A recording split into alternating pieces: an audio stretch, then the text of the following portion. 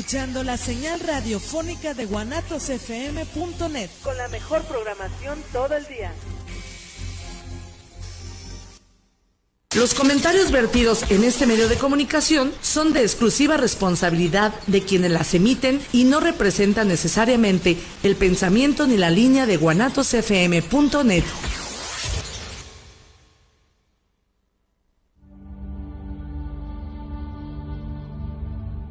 El hombre siempre se ha preguntado cuál es su propósito en la vida. ¿Por qué existe el dolor? ¿Para qué ama? Muchas veces estas preguntas solo pueden ser respondidas por la religión.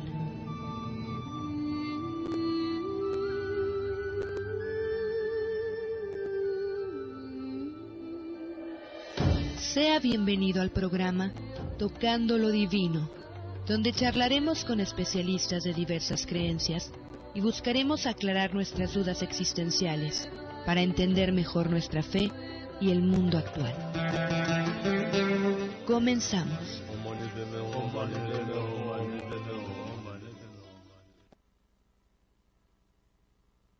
Amigos,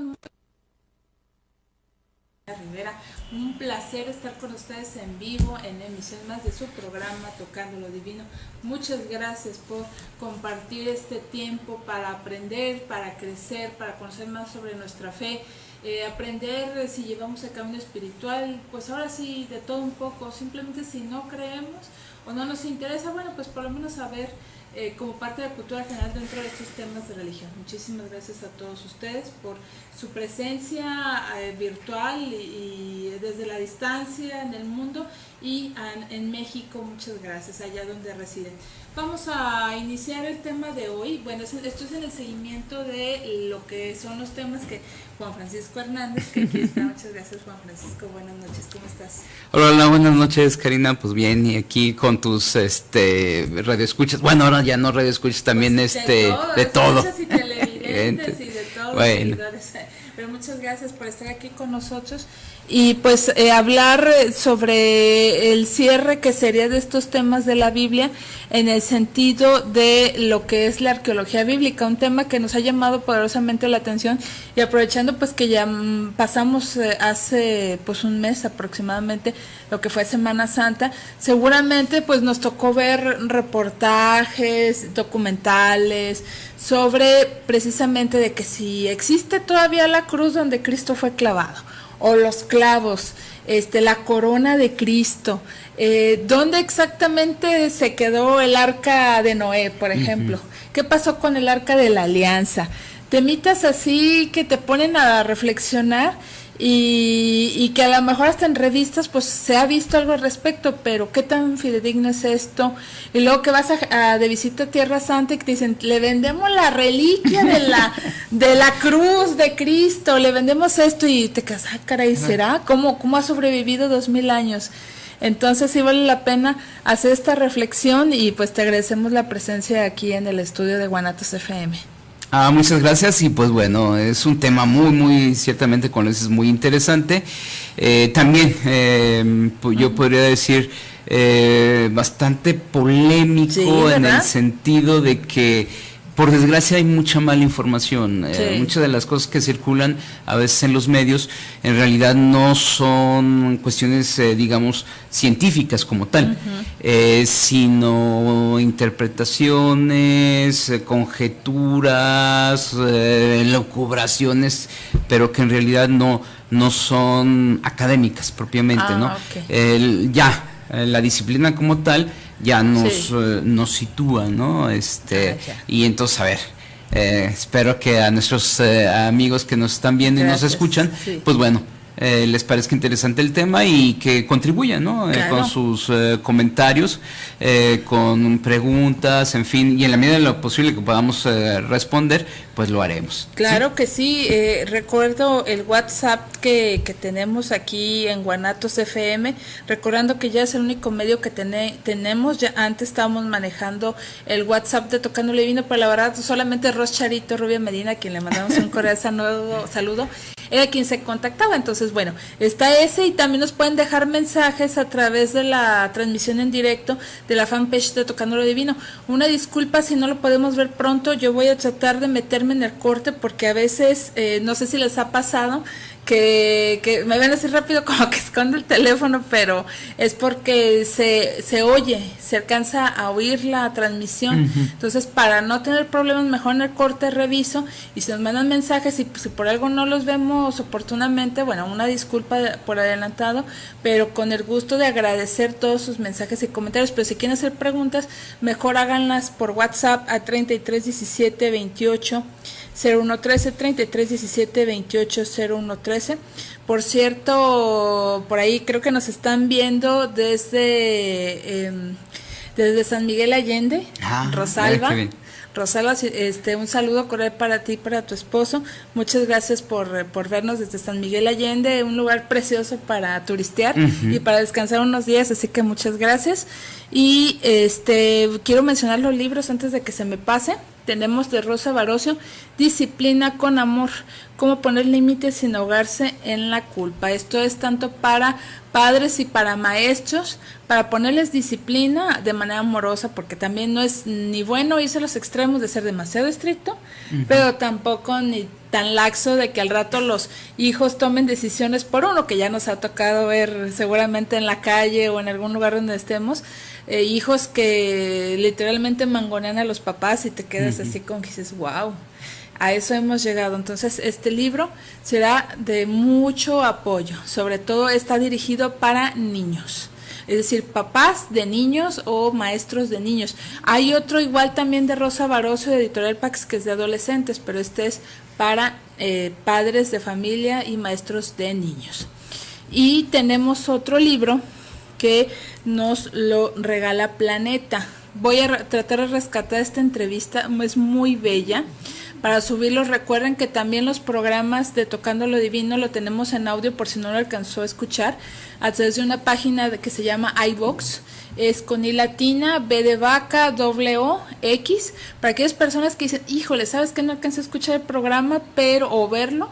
Pero como por mi trabajo me gustaría mejor estarlo escuchando y no lo puedo ver, pues lo puedes sintonizar a través de iVox, ahí también los estamos subiendo para quien guste.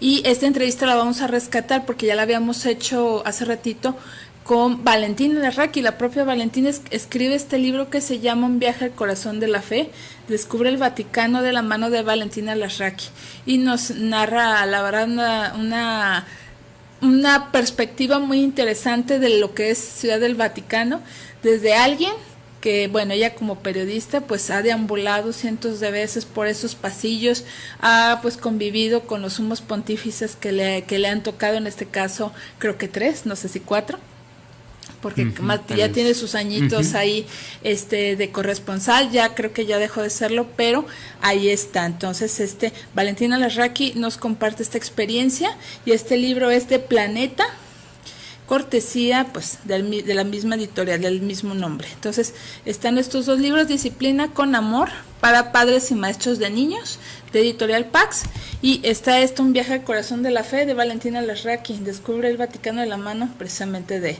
esta periodista, y con el sello de Planeta. Pues siendo así, vamos a dar inicio. Pues Juan Francisco, es un tema muy amplio, pero no sé si quisiéramos empezar por definir qué es la arqueología bíblica. Sí, mira, venía precisamente pensando en esto, iniciar de alguna manera. Bueno, quería también como encuadrar un poco. Recordar a nuestros amigos que nos ven y escuchan que ya en programas pasados hablábamos precisamente, cuando hablábamos de la parte exegética de la Sagrada Escritura, hablábamos que, pues bueno, que la hermenéutica bíblica, que es esta ciencia de la interpretación, se divide en dos grandes apartados, la heurística y la proforística. La heurística son las ayudas que se necesitan para precisamente la interpretación bíblica, y ya la proforística sería ya la exposición de ese sentido que se ha encontrado a partir hacia los fieles, ya sea de manera científica, que será propiamente el exégesis, para los estudios exegéticos, que están dirigidos sobre todo a especialistas bíblicos, y por ejemplo en el ámbito católico se habla de la exposición pastoral, que sería, me refiero al ámbito católico porque esta se da sobre todo en las Eucaristías, la parte que conocemos como la homilía, que es precisamente, pues, o debe ser, a veces no lo es tanto, pero debe partir precisamente del texto bíblico, ¿no? Se ha leído una parte de la escritura y ahora en la homilía se debe exponer pues el sentido que tienen esos pasajes bíblicos y su aplicación a la vida cotidiana, ¿no?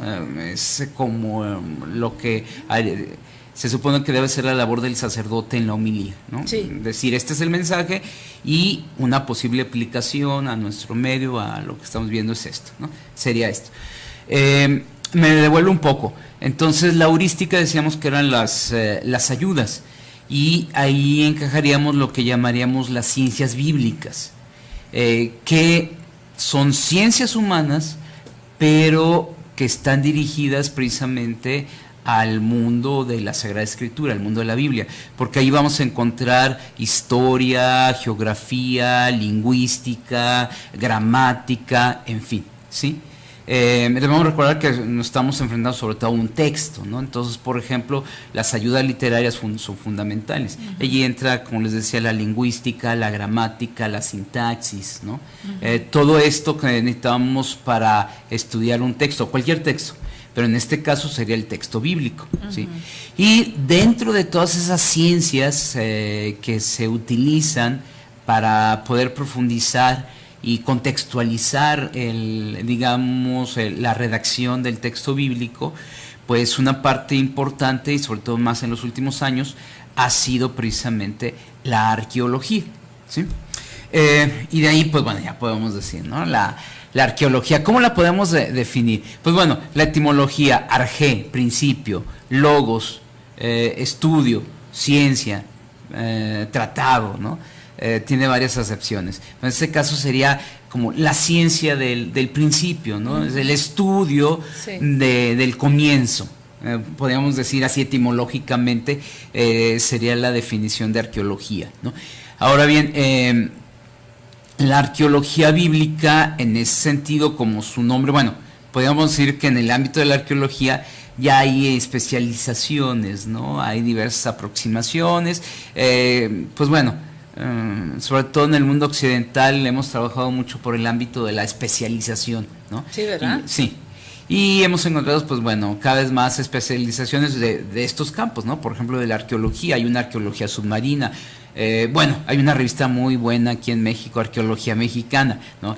Sí, muy famosa y muy buena, prestigiada. Sí, y que pues bueno, precisamente nos habla de los pueblos originarios, ¿no? De aquí de nuestro país. Entonces podríamos decir, es el nombre y el apellido ya especifica, ¿no? Sí. En este caso, pues sería la arqueología, pero aplicada precisamente al mundo de la Sagrada Escritura, al mundo de la Biblia, ¿no? ¿Qué sería la arqueología? La arqueología, como decimos, se estudia al principio, pero yo tratando de definirla diría que la arqueología es esta ciencia que se encarga de descubrir, conservar, preservar e interpretar los registros materiales de la historia, ¿sí? Y quiero hacer énfasis en eso, registro material. Esto es lo que, digamos, distinguiría a la arqueología de otras disciplinas, como puede ser la historia, ¿sí? Propiamente. La arqueología va al registro material.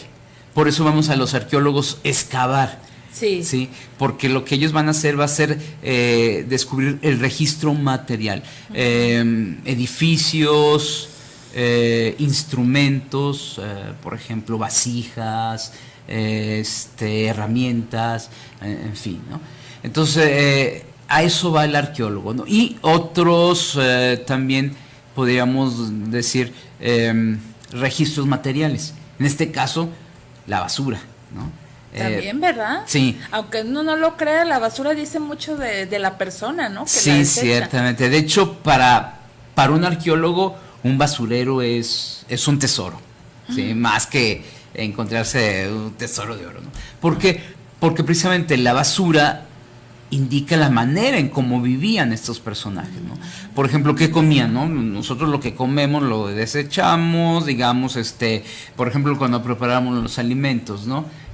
Pues ya, el desperdicio lo tiramos. ¿Qué instrumentos utilizamos? Bueno, de hecho, hay quien ha dicho, ¿no? Si dentro de 500 años hacen digamos, encuentran nuestros rellenos sanitarios y ven, pues verán que que éramos una cultura del plástico, ¿no? Porque, pues bueno, ahí van a encontrar televisores, computadoras, en fin, ¿no? En la basura. Van a encontrar lo que éramos, ¿sí? Entonces, por eso, pues bueno, también para los arqueólogos de épocas, digamos, ya Peteles, por ejemplo, para el arqueólogo bíblico, es muy importante, pues encontrar un basurero. De hecho, hay hasta en el registro arqueológico hay algo que se llaman los óstracas, ¿sí? Que son pedazos de vasijas, ¿sí? Y estos se encuentran generalmente en los basureros de los templos, ¿sí? Los óstracas son famosos, son muy importantes porque en el Medio Oriente, cuando alguien maldecía a alguien, iba al templo, ¿no? Bueno, estamos hablando digamos, del contexto, ¿no? Por ejemplo, el pueblo cananeo, ¿sí? Entonces iban, no sé, al templo de Astarte, en fin, ¿no?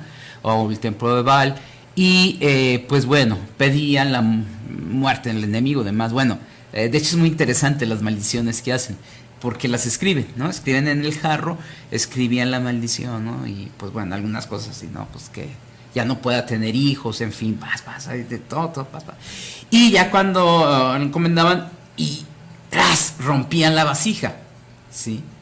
Y esa era ya la señal, ¿no? Como Fraser, que es un antropólogo de principios del siglo XX, hablaba de la magia mimética, ¿sí? Esto es, que sería como lo que a lo mejor nuestros amigos habrán escuchado del vudú, y los monos vudús, ¿no? Y que les pican y les hacen y eso le sucede al otro. Ese es lo que se conoce como magia mimética, porque esto que sucede te va a suceder a ti. En este caso, al romper ese jarro, eso es lo que se quería. Así como este jarro es destruido, tú también eres destruido, ¿sí?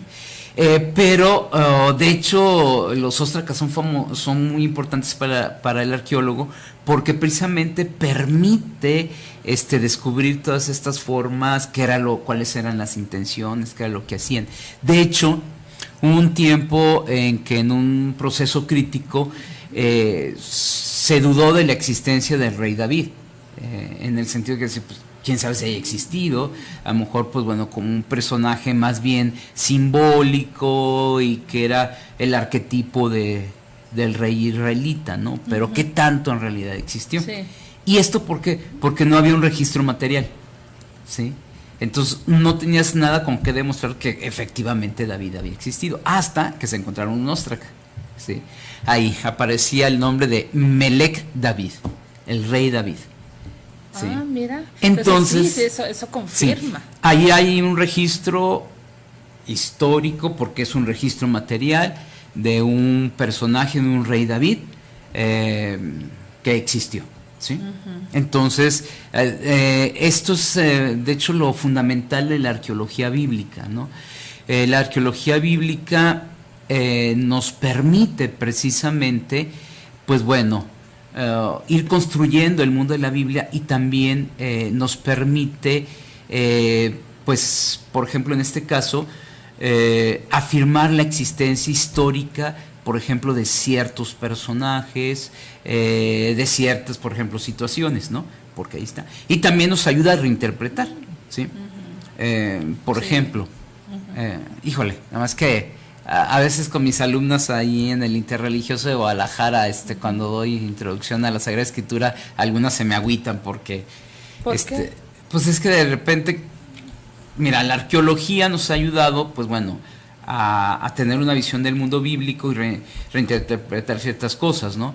Digamos, lo que fundamenta la historia, así yo lo podría decir. Por eso generalmente historia y arqueología van de la mano, ¿sí? ¿Por qué? Porque finalmente la historia, podríamos decir, dice esto efectivamente es, ¿por qué? Porque tenemos este registro material, ¿sí? Ya sea una construcción, un papiro, una escritura, una inscripción. Bueno, ahorita voy a hablar de la inscripción de Poncio Pilato, pero bueno, sí. Tenemos cosas, ¿no?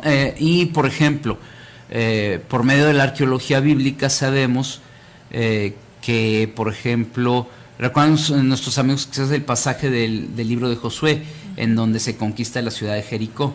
Y entonces hay que dar 7 vueltas y al término se tocan las trompetas y ¡tras!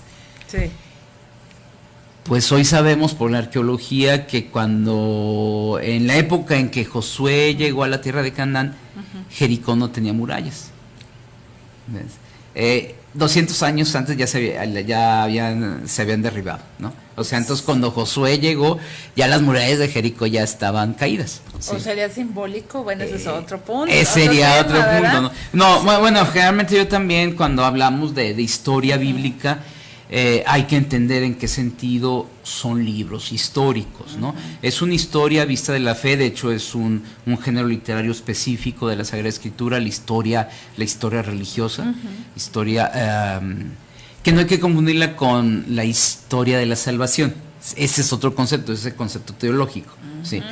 Como género literario, la historia religiosa o historia sagrada es digamos, la reinterpretación que se hace de sucesos históricos desde un planteamiento de fe, ¿no? Y en ese sentido, los autores bíblicos no quieren transmitirnos historia, esa no es su finalidad, ¿sí? Quieren transmitirnos precisamente el mensaje de la revelación divina, ¿sí? Y entonces por eso no les interesa darnos como puntos y señal, referencia, una crónica, una historia como sería en la escuela, no. Es la intervención de Dios en la historia, ¿sí? Entonces, para los israelitas primitivos, pues claro, para ellos la tierra de Canaán ha sido dada por Dios, ¿sí? Y entonces reelaboran y reinterpretan la historia, ¿sí? Y entonces de esta perspectiva, por ejemplo, si ustedes van al libro, si nuestros amigos van al libro de Josué, ahí aparece como que fue algo fulminante. Josué llegó y arrasó, conquistó la tierra de Canaán. El registro arqueológico nos dice que pues no fue así, ¿sí? Que en realidad hubo pocas batallas, hay poco registro de una invasión violenta de la tierra de Canaán.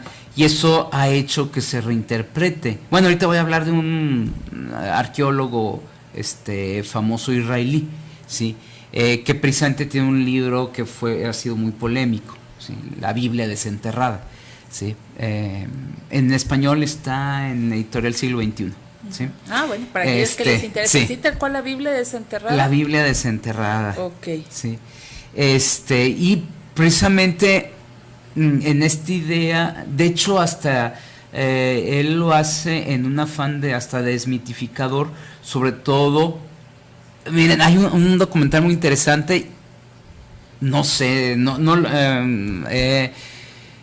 me parece que todavía está por ahí, en YouTube, es de de History Channel, que se llama así, lo buscamos. Arqueología Bíblica, es un documental de History Channel, por desgracia. Híjole, antes History era muy bueno, a mí me gustaba mucho. Ahora como que se ha contaminado, sí, ya, ¿no? Ahora ya nos hablan de otras cosas. Bueno, el History 2 me parece que todavía conserva un poco de lo que era History. Memes de eso, sí. Que concluyen que todos son extraterrestres. Sí, ahora ya está medio curioso History, ¿no? Pero yo recuerdo, híjole, era muy bueno, muy bueno en cuestión de historia. Hay unos documentales muy, muy buenos. Y hay uno precisamente dedicado a la arqueología bíblica.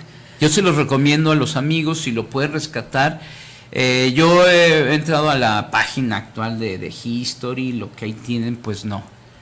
ahí no aparece. Me parece que mucho de su material antiguo, que es muy bueno, pues ya no. Yo tendría que buscar mis archivos porque a veces los grababa y seguramente por lo tengo. Pues sí está. ¿Sí? Sí, aquí están varios: arqueología bíblica, Moisés, mito, realidad, documental secretos de la arqueología, Jerusalén documental completo. Miren, el que yo les recomiendo es, para que vean de qué se trata la arqueología bíblica, la historia, ahora sí que la historia de la arqueología. Ahorita vemos cuál es el bueno y lo subimos a la página. El de History, ¿sí? Ok, sí, porque nuestros amigos pueden entrar a YouTube, poner arqueología bíblica y habrá cosas que pues no. Entonces de repente... ahorita lo buscamos y tratamos de compartirlo. Puede ser que hasta encuentren por ahí esto de los alienígenas ancestrales. ¿No? Sí, ándale. Entonces, Ay, sí, por eso, a veces hay que checar cuál, de dónde fuente, viene. ¿verdad? Sí. Pero te decía, ¿no? Entonces, viene estos procesos de la arqueología, entonces, que nos han hecho pues reinterpretar. Por eso les decía, la arqueología, la historia va de mano de la arqueología. Al final de cuentas, decimos que algo es histórico porque tenemos precisamente ya ese registro y ya tenemos ya un dato material. Sí, y entonces ya lo podemos decir, esto sí es historia, porque ya tenemos un registro, ¿no? Así, por ejemplo, ahorita les decía, ¿no? Cesarea Marítima, que bueno, es una ciudad, digamos, construida por Herodes, ¿sí? Herodes fue un gran constructor, Herodes el Grande, ¿sí? Y él construye esta ciudad, fue un puerto, uno de los puertos quizás más importantes del Mediterráneo, ¿no? Ahorita ya es una zona arqueológica, ya está derruido, ¿no?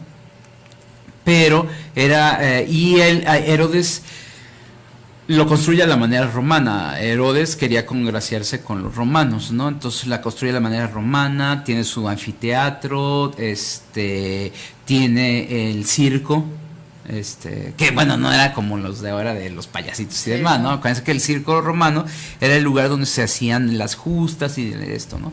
De hecho, había hasta un lugar para las carreras de carruajes. De carruajes, ¿verdad? Con caballos. Entonces allí está todavía estas partes. Y ahí en Cesarea Marítima se encontraron una inscripción donde se habla de Poncio Pilato. Sí. Entonces, sabemos entonces que efectivamente Poncio Pilato fue procurador romano ahí en la Palestina. Ahí está el registro, digamos, material, ¿sí? Sí. Y así entonces la importancia precisamente de la arqueología bíblica. Claro, esto hace que reinterpretemos. Y les decía de esto, por eso en este pasaje, en este documental, de hecho se menciona este aspecto, de cómo hay esta pugna entre arqueólogos israelíes y arqueólogos palestinos, ¿sí? ¿Por qué? Pues porque los dos están en la idea de decir que la arqueología te demuestre que este es mi país, que yo estoy aquí pues desde siempre, entonces pertenezco y pues no me puedes echar. Y acuérdense, los amigos, que hay este conflicto entre palestinos e israelitas, ¿no? ¿A quién le pertenece tierras? ¿Quién es el dueño de la tierra? Y pues bueno, y por eso de hecho tiene este carácter político la arqueología bíblica, también tiene un carácter político, sobre todo en la perspectiva de los israelitas, porque ellos están ansiosos de mostrar, no, nosotros pertenecemos, de aquí surgimos, esa es nuestra tierra, y ahí está, tenemos el registro histórico, la arqueología nos lo demuestra, que está en esto, ¿no? Por el otro lado, los arqueólogos palestinos también, ¿no? Quiero decir, pues no, es que también nosotros como pueblo estamos desde antes, ¿no? Y hacen su referencia al pueblo cananeo. Pues bueno, por eso la importancia, ¿no? Hoy, como te digo, hoy este autor se llama Israel Filkenstein. Filkenstein. Filkenstein. Sí, ubico ese apellido. Ajá. Israel Filkenstein. Sí, así se llama, Israel Filkenstein.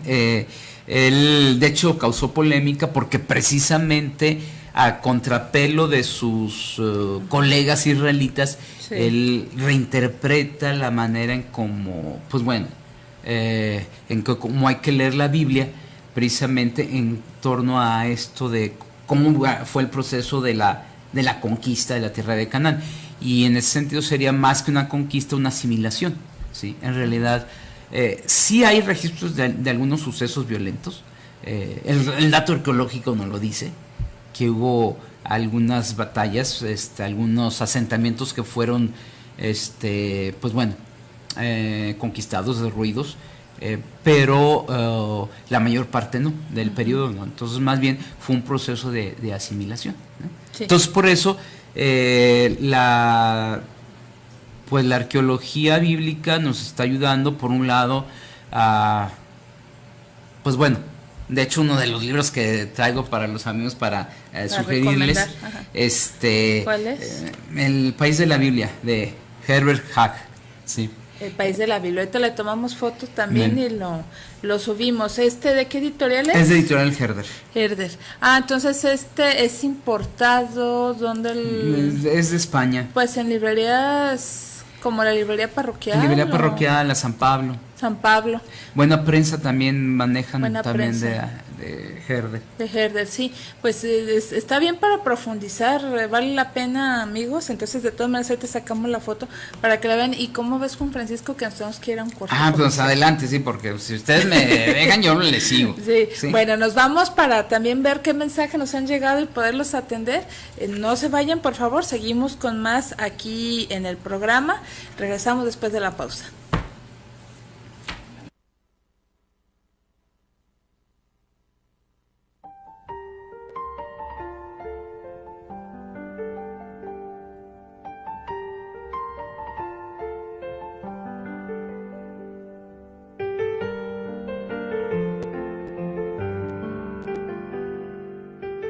guanatosfm.net.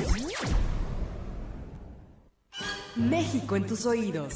Ya se acercan las vacaciones y nos vamos con nuestro experto en viajes hasta la llamada Ciudad Blanca, Mérida, Yucatán. Conoceremos la obra del escritor Aldo Rosales, Premio Nacional de Crónica Joven. 2019, año del caudillo del sur, Emiliano Zapata. Y en la música, Jari Franco. Estamos en Twitter, Facebook y YouTube como La Hora Nacional. Domingo 2 de junio a las 10 de la noche con Patti Velasco y Pepe Campa. Esta es una producción de RTC de la Secretaría de Gobernación.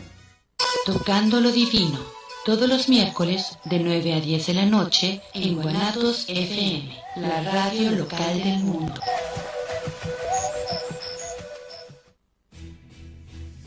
No esperes a que llegue la tormenta.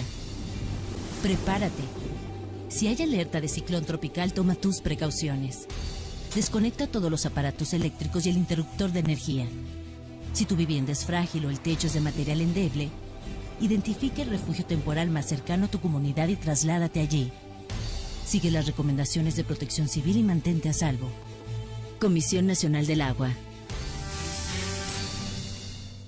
Estudia Contaduría en la Universidad Enrique Díaz de León y dale balance a tu futuro. Serás experto en las áreas de impuestos, costos y finanzas. Participarás en congresos, conferencias y viajes a la Bolsa de Valores. Entra a www.unedel.edu.mx o escríbenos al 3318-102301. Hazlo con pasión. Hazlo Unedel. Sintonizas la estación local del mundo. guanatosfm.net. Líder mundial en radio.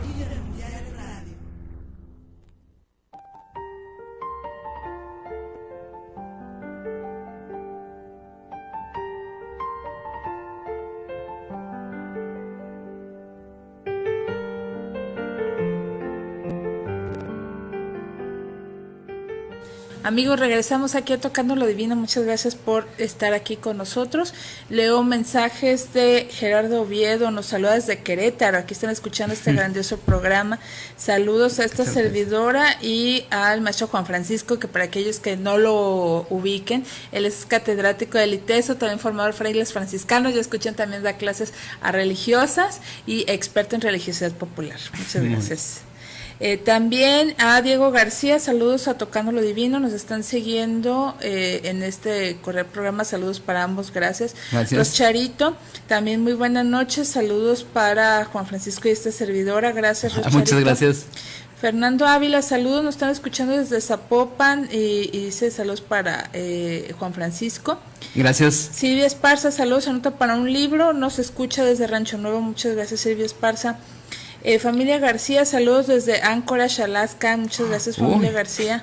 Interesante tema de arqueología bíblica, saludos, así es, este es un tema que derivado, fíjense, de una conversación que esta servidora tuvo recién en Semana Santa, es que sale esto. Francisco Ramírez, saludos, nos están escuchando desde San José, California, muchas gracias, es un gusto en seguirnos, gracias a ustedes. Si tienen preguntas o comentarios, les recordamos el WhatsApp 3317-280113, 3317-280113, para que se comuniquen.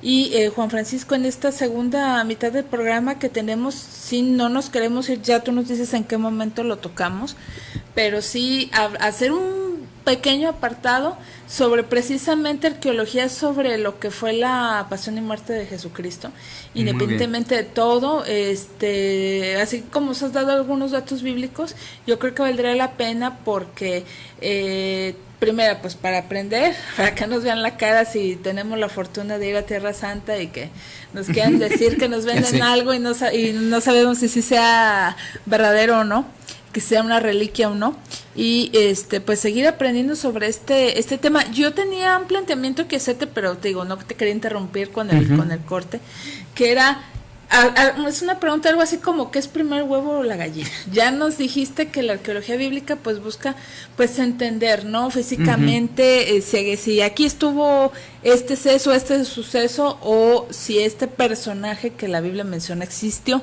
por ejemplo con el caso del rey David o Pilatos, ¿no? Que por ahí ya lo mencionaste en tus comentarios. Pero por ejemplo, la arqueología bíblica pretendería de alguna manera justificar la existencia de estos personajes con base a las escrituras, es decir, leen la Biblia y dicen, ay, vamos a ver si esto existe. Por ejemplo, tengo entendido que hay quien ya buscó el arca de Noé, por ejemplo, que en dónde se quedó el arca. O por ejemplo el monte donde Jesús fue crucificado, o el lago donde Jesús caminó sobre las aguas, etcétera. Es decir, tiene esta necesidad por parte de los arqueólogos, o más que nada por lo que tú dices, que de la necesidad de ¿nos dijiste los palestinos o de los israelíes? De los dos, de ambos, poco, ¿verdad? De alguna manera justificar. Sí, que ahora sí que quién es esa tierra. Es una cuestión política. Sí, pero nada que ver entonces con el hecho de para quienes se dicen creyentes de todos estos personajes y toda esta historia, si existieron o no existieron, o sea, como que eso ya pasa en un segundo grado. Sí, mira. Más bien por el contexto político, ¿verdad? Ajá. De hecho, es muy buena tu pregunta porque miren, ha habido estas tendencias, ¿no? En un principio, podríamos decir, al inicio, sobre todo a partir de la segunda mitad del siglo XIX, la primera mitad del siglo XX, la tendencia de muchos fue demostrar, digamos, la historicidad del texto bíblico, ¿sí? Es decir, esto realmente sucedió. De hecho, hay un libro muy famoso que se llama "Y la Biblia tenía razón". No sé si ahorita se me va no lo ubicamos. Se me va el nombre del autor, pero estaríamos hablando de los 50, 60, si mal no recuerdo, cuando sale este libro, y era precisamente esta idea, ¿no? De que el relato, la arqueología estaba demostrando que la Biblia tenía razón. ¿Sí? Sí. ¿Por qué? Porque vino a partir del siglo XVII en Europa, viene todo este proceso del racionalismo, y entonces vino una crítica muy dura, sobre todo a partir del siglo XIX, ¿sí? Pues bueno, el auge de la ciencia, y empezaron a derribarse muchas cosas. Piensen ustedes obviamente el Darwin con su libro El origen de las especies, en fin, todos los descubrimientos científicos del siglo XIX como que iban poniendo en entredicho las aseveraciones bíblicas, ¿no? Y entonces vino como este ramalazo, y entonces fue como la respuesta, ¿no? Sí, vamos a buscar esos lugares y demostrar que sí. Sí, fue cierto. El paraíso terrenal lo andaban buscando. Sí, ¿verdad? Y sigue la tendencia, ¿no? Hay todavía, hay gente, digamos, algunos, de hecho, especialistas, que están más en esa perspectiva, ¿no? Pero también se ha dado el aspecto contrario. Algunos hablan de maximalistas, que serían la Biblia tiene razón y esto es histórico.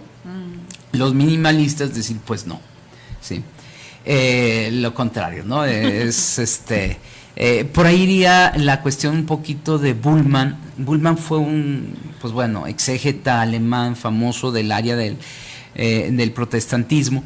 Pero que es uno de los padres de los estudios bíblicos, ¿no? Y el padre de la crítica histórica, ¿sí? Que influyó mucho en la exégesis, ¿no? De la exégesis bíblica. Pero Bullmann decía, el no mundo no puede estar en el mundo, y la idea de Bullmann fue, vamos a quitar... Es que hay una mosca volando, que si nos ven que hacemos movimientos raros es por eso. La idea de Bullmann era de decir, él decía, todo lo fantástico es teológico y eso no es histórico y hay que desecharlo. Y hay que quedarnos, era el concepto del Jesús histórico, por ejemplo, lo aplicó mucho el Nuevo Testamento. El Jesús real, el Jesús histórico es aquel que no hace milagros, ¿no? Entonces, pum.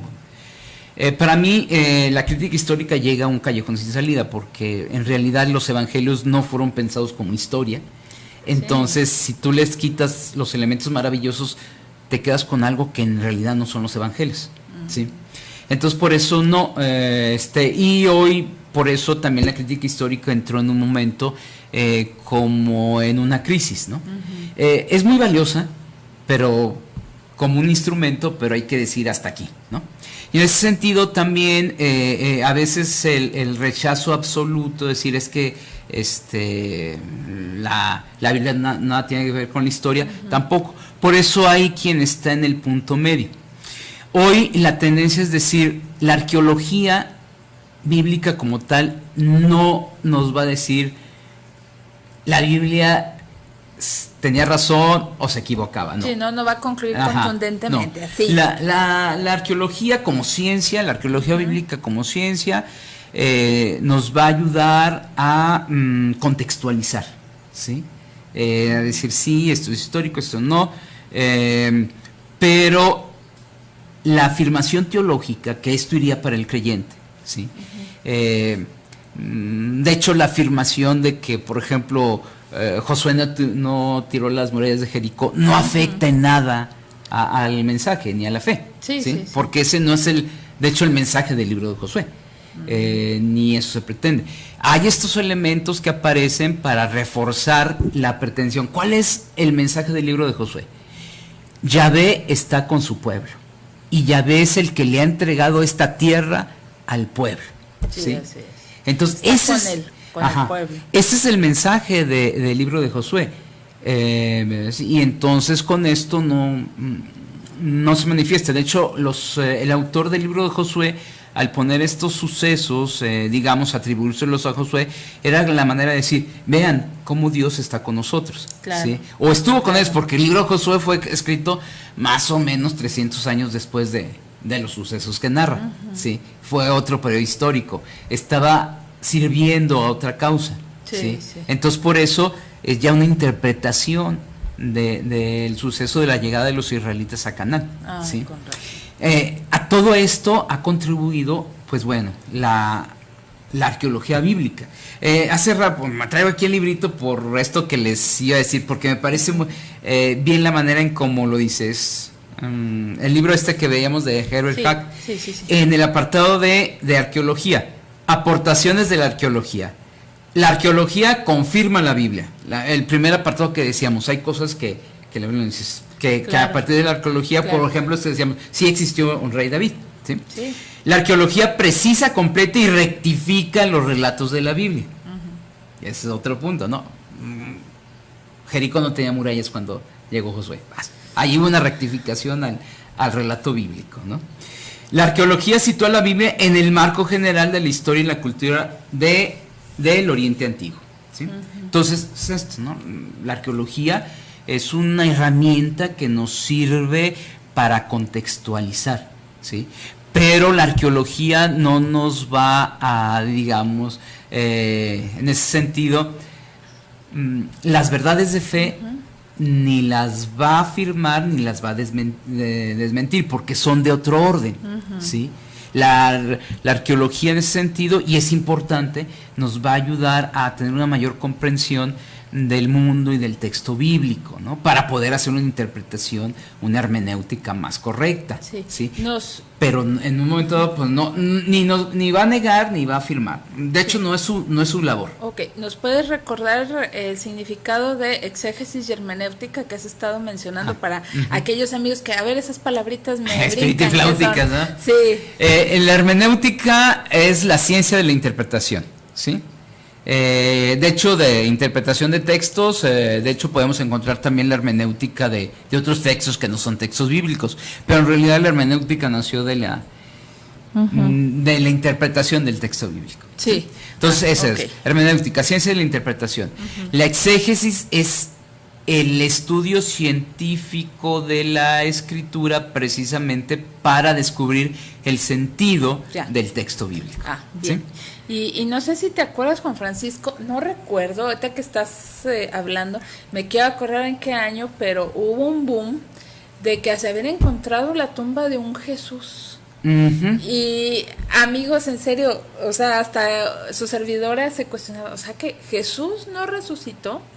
Y sí me gustaría que nos explicase el contexto al respecto de, como dijiste, bueno, aquí no importa si había murallas o no, como en el caso de lo de la tumba, que creo que por ahí explicaban que Jesús era un hombre muy común en ese tiempo, y por el otro lado de la importancia que tuviera o no el hecho que resucitara, porque pues ahí quien basa pues todas sus creencias a la mejor en que si resucitó o no resucitó. Sí, bueno, esa es una de los elementos precisamente de la arqueología. Hay que decirlo, lo que se encuentra es una tumba en donde hay un osario. Los osarios son cajas, eran cajas de piedra. Eso forma parte del ritual funerario de los judíos. Los judíos lo que hacían era preparar el cadáver, lo lavaban, ¿sí?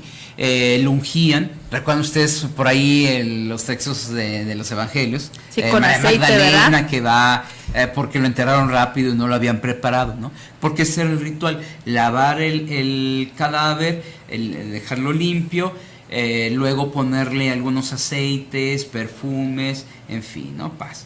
Y ya, se dejaba ahí aproximadamente un año, ¿sí? Así. De hecho, en las tumbas judías, sobre todo de gente también que tenía billete, porque a veces no todos se podían dar ese lujo. Sí, y recordando que José de Arimatea fue quien le cedió ese espacio a Jesús. Exactamente, la tumba que él tenía, ¿no? Que se decía era una tumba nueva, que tenía preparada para su familia. Pues bueno, ¿por qué? Porque en estas tumbas que se han encontrado, por ejemplo, en los alrededores de Jerusalén, son tumbas excavadas en la tierra, son pequeñas cuevas, en donde hay un como cuarto central, en donde hay una cama, en donde se deposita el cadáver, y ahí se deja, ¿sí? Se deja que se pudre, ¿sí? Bueno, por eso se cerraba, y los dolientes regresaban un año después a limpiar el cadáver, ¿sí? Pero ahora ya de limpiarlo, pues bueno, después de un año se esperaba que pues ya quedaran los huesos, ¿no? Limpiaban los huesos y ya eran los huesos los que se depositaban en las cajas esas que se conocen como osarios. En el osario. Ocio. No ocio con de la flojera, del sino relax. Ocio. Recuerden ustedes que significa hueso, y entonces en latín, ¿sí? De ahí osamenta y todo esto, ¿no? Entonces por eso los osarios eran cajas para tener los huesos. Entonces una vez que ya llegaban, los limpiaban con vino, ¿sí? Realmente era la manera de hacerlo. Los limpiaban con vino, a quitarles todo lo que quedara de tejido y demás, y los huesos ya limpios los depositaban en estas cajas y ya los ponían en nichos ahí mismo en la tumba, ¿sí? Entonces, en esta, digamos, descubrimiento, se encuentra este osario donde se habla precisamente de un Joshua Bar Joseph, ¿sí? Jesús, hijo de José, ¿sí? Entonces, pues bueno, ahí empieza la especulación. Se encuentran otros osarios ahí en esa misma tumba que se habla de, al parecer, una María. Entonces será como fue la conjetura, a ver, Jesús, hijo de José, María, y bueno, en fin, ¿no? Empezó hasta también a hacerse una investigación con ADN para correlacionar con cuál sería. De hecho, algunos decían que esa María era María Magdalena.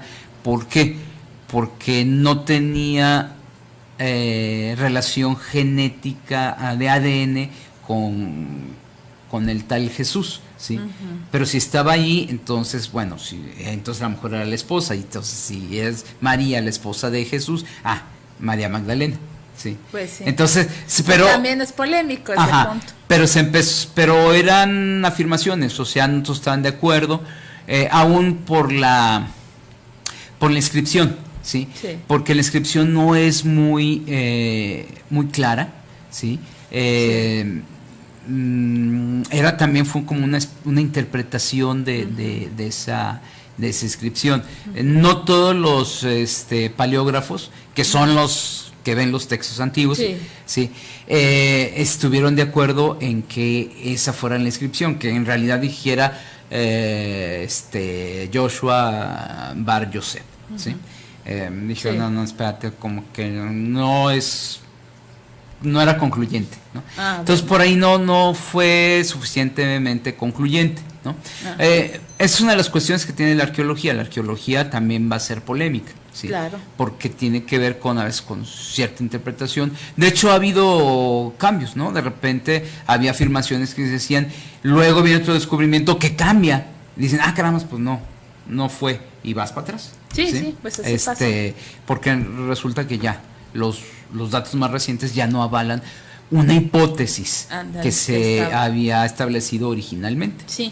Y oye, no irnos sin antes que nos puedas comentar si están respaldadas si fuera informática, perdón, si están resguardadas pues la corona de espinas de Jesús, la cruz, que tú sepas, por ejemplo, los clavos, que es algo de lo que mencionan cuando van a Tierra Santa.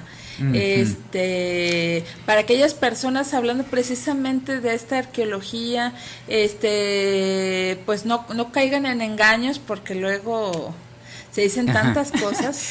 Miren, amigos, es muy complicado. Bueno, esto yo lo diría sobre todo también para nuestros amigos católicos que nos están escuchando, porque en el catolicismo se habla mucho de las reliquias, ¿no? A veces hay que tener cuidado. Se ha dicho que si juntáramos todas las astillas de la cruz de Jesús haríamos un barco, ¿no? Porque pues son muchas, ¿no? Muchísimas, sí. Y hay hasta muchos chistes en torno a reliquias, ¿no? Por ejemplo, la cabeza de Juan el Bautista, que hay como 3, 4 cabezas en Europa, ¿no? Caray. Entonces, pues, dices, ay, caramba, entonces, ¿quién tiene la buena, no? Sí. O de quién, ¿no? Había un chiste por ahí, ¿no? Decían, es que nosotros tenemos la cabeza de Juan el Bautista, pero a los 12 años. Ay, caramba, ¿cómo está eso? ¿Cómo, y luego cómo creció? A ver, platíquenos. Pues bueno, eso. Pero ahí lo tenía, ¿no? Sí, para pues justificar, ¿no? Pero bueno, puede ser complicado. No. Sí, de hecho, lo que podemos hablar es que hay algunas reliquias, sobre todo las que están en Europa, que de alguna manera, podríamos decir, hay como un rastro histórico que de alguna manera puede hablar más de su autenticidad. Ahora, históricamente, híjole, es muy complicado. Sí, o que la Iglesia Católica diga, esta es la buena, porque por ahí platicamos precisamente sobre este tema con Rosalba, a quien saludamos, precisamente que si la corona de Jesús estaba, si existía o no, y hasta por ahí leímos un documento que decía que hasta alguien la había empeñado y luego la recuperó un rey. Bueno, estaba así como una historia media complicada. Sí, hay una historia, por desgracia estamos hablando de reliquias de hace 2000 años. y donde no había un registro o una cierto, certificación o algo. La primera arqueóloga en ese sentido es Santa Elena, la mamá de Constantino. ¿Por qué? Ella precisamente, recuerdan que ella era cristiana, y ella se dirige, estamos hablando del siglo IV, en el 300, hacia Jerusalén, precisamente a buscar. Llega allí y ella empieza a indagar en los habitantes de Jerusalén, con cristianos antiguos y demás. Oigan, ustedes acá. Y ella empezó a explorar y le decían, pues mira, los cristianos se reunían ahí en esa casita, ¿no? Porque decían que ahí paz. Y ella empezó a explorar, y muchos de los sitios que hoy se ubican, por ejemplo, el Santo Sepulcro, ¿sí? La iglesia del Santo Sepulcro, pues se debe precisamente a Santa Elena, ¿no? Que ella estuvo ahí porque ella iba buscando. Más o menos ubicó lo que le decía en el lugar. De hecho, está también la iglesia del Calvario, donde se suponía que era el Gólgota, sí, la iglesia de la crucifixión, y que se supone que ahí encontró Santa Elena un leño y le decían, bueno, de hecho, no, miento, porque este leño lo tenían preservado los cristianos. La comunidad cristiana de Jerusalén tenía un leño que ellos veneraban porque decían que era la cruz de Jesús. Es lo que podemos decir, ¿no? Sí, es realidad, como que es muy relativo, ¿no? Muy complicado poder históricamente. Ahí entra el planteamiento de fe. Podemos tener ciertas certezas. Decías ahorita, para los amigos, si alguna vez van a Jerusalén, yo a veces también el cotorreo con mis alumnas ahí en el Inter, les digo, si un día sus bienhechoras les pagan el viaje de Jerusalén, y los guías de turistas los traen por aquí, los llevan al cenáculo, miren, aquí fue donde nació Jesús, no le hagan caso, ¿sí? Porque no es cierto. Sí, pues es que está difícil, luego las cosas muy cambian, y luego, como dices, un territorio que ahorita está tan modificado por la disputa que hay entre que es tuyo, mío, y entre los israelíes, los palestinos, y creo que también los árabes, ¿no? Están ahí todos, pues bueno, al final cuenta Ciudad Santa para 3 religiones, y hay un fuerte conflicto. Aparte, otra cosa, la Jerusalén que hoy caminamos no es la Jerusalén de Jesús. Exacto. ¿Ven? ¿Por qué? Porque la Jerusalén de Jesús fue destruida. Era después de la rebelión de Bar Kokhba hacia el 130, los romanos destruyen Jerusalén, ¿sí? Entonces así eran los romanos, o sea, la destruyen, la deshacen, y sobre ella construyen otra ciudad. Exacto. Entonces, de hecho, los templos que ustedes si van a Jerusalén, a Tierra Santa, esos templos son templos medievales. ¿Sí? No son los templos, pues de hecho, en el tiempo de Jesús, no. Porque de repente hasta con eso les ven, del tiempo de Jesús, no, pues en el tiempo de Jesús no había templos cristianos, no existía eso, no existían los cristianos, ¿no? Esto va a venir poco después, y lo que sí hay es estratos. Por ejemplo, en la iglesia de la crucifixión, donde se supone que era el Gólgota, hay una iglesia, la iglesia medieval, que es muy grande, pero al centro hay una pequeña iglesia, una capilla, pero eso ni ese sería el original, sino que el original está en un sótano, que ahí solamente los especialistas entran, porque ya es algo muy, como que se quiere preservar mucho, y que tiene que ver también que hay que preservarlo, y si se permite la entrada a los turistas, se la van a acabar. ¿Sí? También hay que cuidar. Ya por eso ya no dejan tampoco subir tanto a las pirámides. No, pues no, luego hay de tanta pisadera, no. Porque no falta quien, pues bueno, se van maltratando. Se quiera robar un pedacito, mira, se van llevando la piedrita. Sí, y se destruye, ¿no? Entonces por eso es de que no se permite solamente al especialista. Pero ahí son las iglesias más antiguas, y algunas de ellas datan del siglo I. Nos dice eso, que desde el siglo I los cristianos se juntaban a celebrar ahí, en ese lugar. Entonces, ese lugar es importante. Eso es lo que se puede afirmar históricamente. Bueno, ¿sí? Okay. Por eso distinguir entre la afirmación histórica arqueológica y a la afirmación de fe. Sí. Históricamente, los cristianos se reunían desde el siglo I en esta parte y todo, y aquí era un lugar a las afueras de Jerusalén, entonces todo parece indicar que puede ser el lugar del Gólgota. Sí. Hasta ahí. Esa afirmación, híjole, ya no la puede ser la ciencia no. Juan Francisco, ¿qué crees? Ya es hora. Sí, ya nos vamos. Ya el reloj ya nos está diciendo, ya, córrenle. Pues ya, solamente agradecer las últimas llamadas y mencionar quién se lleva el libro, solamente se anotaron para uno. Y nos está diciendo Rocharito que yo creo que va a ser nuestro siguiente tema, Juan Francisco. Mira lo que comentábamos, de qué íbamos a hablar, pues ya nos está dando la pauta Rocharito. Hablar de evangelios apócrifos, en especial el de Judas. Bueno, podríamos dedicar un apartado, ¿no? A hablar un poquito del contenido de ellos y conocerlos y saber por qué son apócrifos. Sí, un poquito, y quizás centrarnos en el Evangelio de Dios, porque la literatura apócrifa es vastísima, ¿sí? Tanto del Antiguo como del Nuevo Testamento. De los más principales, yo creo que también de María Magdalena, porque ahorita acabas de mencionarla, y creo que también es un personaje que vale la pena en el ámbito bíblico que hay que rescatar. Y Miguel Ángel Flores, saludos desde la Colonia Auditoro para esta servidora, y también dice excelente charla que se hace con Juan Francisco, muchas gracias. Y Enrique Martínez, saludos, nos están escuchando desde Ciudad de México, excelente programa, muchísimas gracias, saludos a todos, a los que nos hablaron, los que nos hablaron, la verdad es un placer compartir con ustedes este espacio, este momento. Y Silvia Esparza, te llevas el libro Disciplina con Amor, cómo poner límites sin ahogarse en la culpa, de Rosa Baroso, de Editorial Pax. Por favor, tienes que recogerlo en Fermín Riestra 1275, Fermín Riestra 1275, por favor, al mismo WhatsApp de aquí de Guanatos, ponte de acuerdo con Israel, a 3317-280113, 3317-280113, para que recojas tu libro y lo disfrutes, Disciplina con Amor. Y Juan Francisco, pues nos despedimos, te agradecemos mucho tu presencia hoy aquí en el estudio de Guanatos. Pues muchas gracias, como ven, siempre andamos a las carreras. Sí. Aquí les voy a dejar, para que le saques fotos a estos libros, que son mi recomendación. Sí, los vamos a subir. Aparte les traía otra lista de libros a recomendar, pero bueno, también luego la dejo. Sí, aquí la comentamos, y ya ahora sí con el compromiso de subirla, porque también tengo el documento de Temazcales que nos dejó Carlos Donde hace 8 días, también para quien lo quiera, mande por favor un mensaje a través del Messenger de Tocando lo Divino, y a quien lo pida, porque estaba viendo la manera de subirle a la fanpage y la verdad no he podido, pero quien lo pida por mientras, se lo voy mandando como archivo adjunto por el Messenger. Disculpen si me tardo en contestar, pero les prometo hacerlo. Entonces pídanlo por ese medio, y pues no me resta más que dar las gracias y desearles la verdad una excelente noche, y nos vemos el próximo miércoles en punto de las 21 horas aquí en Tocando lo Divino. Hasta luego. Adiós. Bye.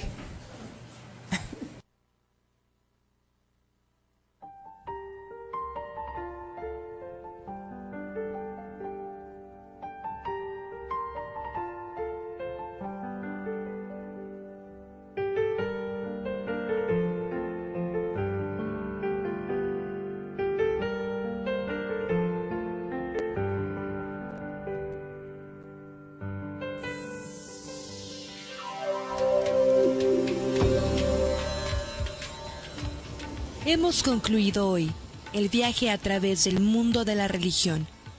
Lo esperamos en otra emisión de Tocando lo Divino.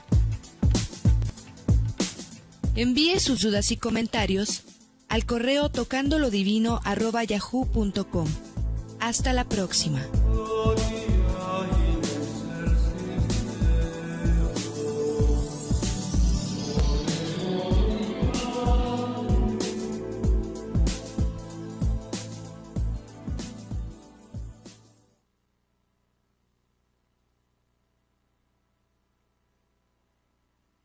Perdón, mamá.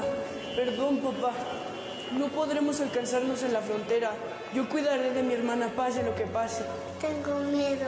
Los migrantes, entre ellos los menores no acompañados, sufren constantes abusos a su paso por México, desde la discriminación y xenofobia hasta detenciones arbitrarias de la autoridad y la desaparición. La migración es la búsqueda digna y legítima por mejorar la calidad de vida. La CNDH te defiende. Comisión Nacional de los Derechos Humanos. Estudia contaduría en la Universidad Enrique Díaz de León y dale balance a tu futuro. Serás experto en las áreas de impuestos, costos y finanzas. Participarás en congresos, conferencias y viajes a la Bolsa de Valores. Entra a www.unedel.edu.mx o escríbenos al 3318-102301. Hazlo con pasión. Hazlo UNEDEL. Sintonizas la estación local del mundo. GuanatosFM.net, líder mundial en radio. ¿Qué tal, Giovanni? ¿Para dónde vas? Imagínate, Robert, quiero enviar una encomienda a Colombia.